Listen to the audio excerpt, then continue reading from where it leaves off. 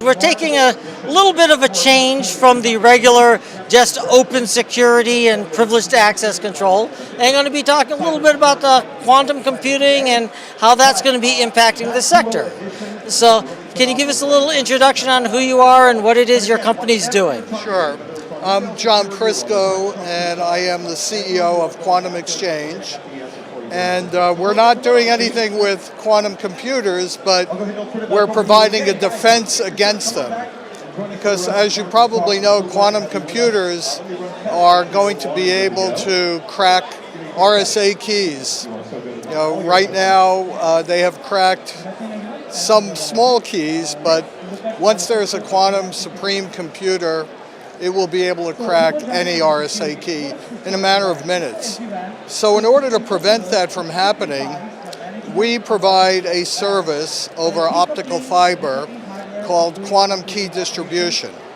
So a quantum key is like a cryptographic key, except that it's made from light.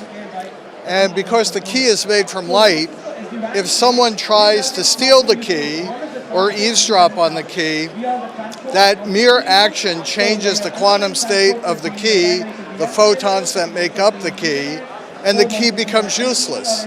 So it's really an unbreakable way to transfer a key from point A to point B and to secure communications.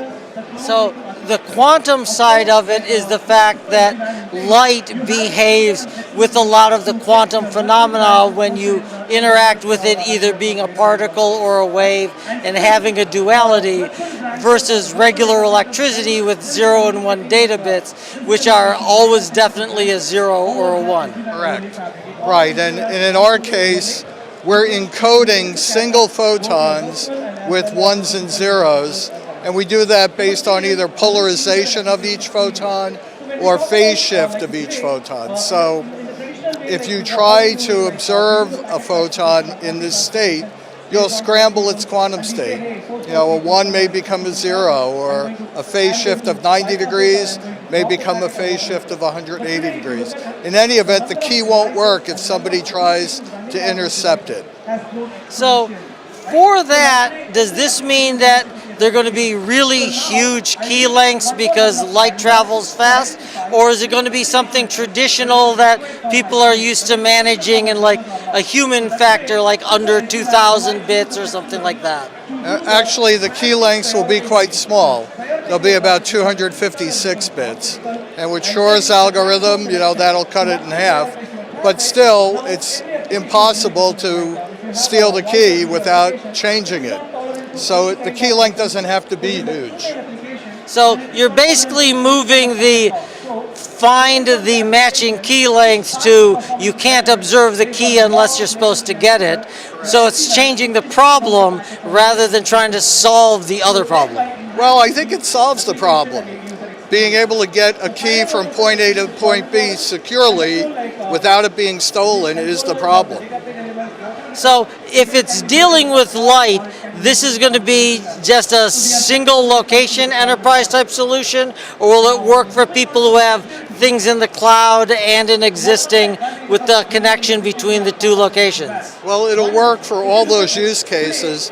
Today we have 800 kilometers of fiber connecting Boston with Washington, D.C., and an additional 50 kilometers between Lower Manhattan and New Jersey.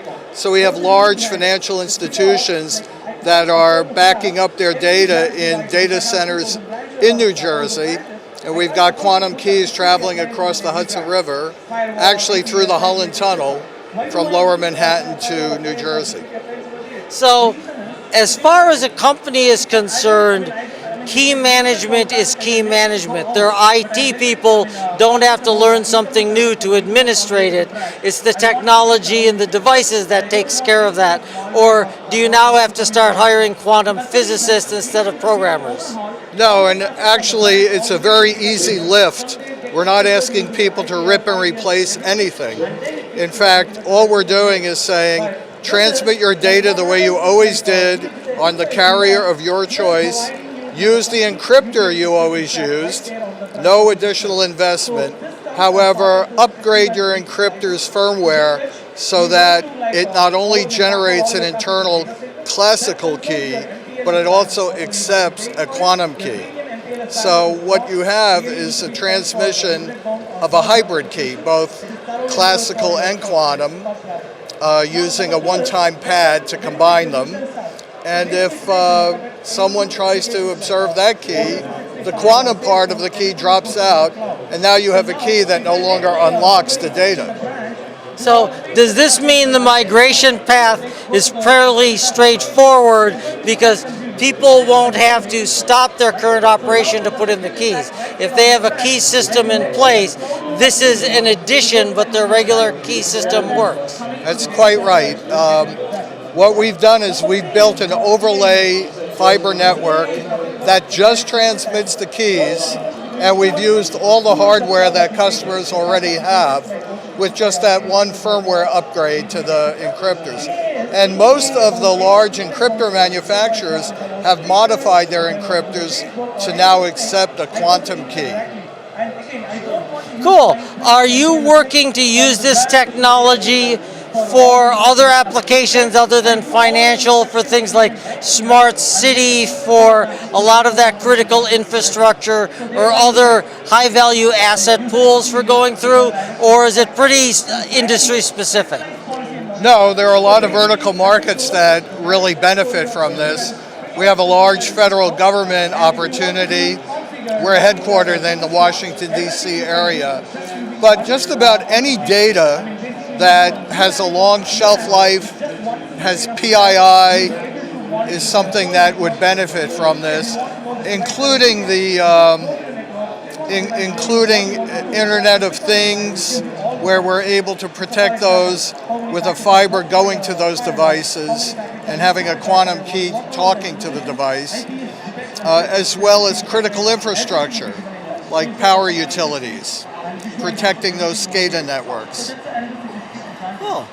Thank you very much. That's really exciting. Now, this technology, as you mentioned, it's actually been deployed already and it's in place. It's not a future technology waiting for quantum computing to come out. Correct. It doesn't require a quantum computer, but it recognizes the fact that nefarious actors are harvesting data right now with RSA keys, and they're storing it for the day they have a quantum computer that can crack that RSA key and then create clear text.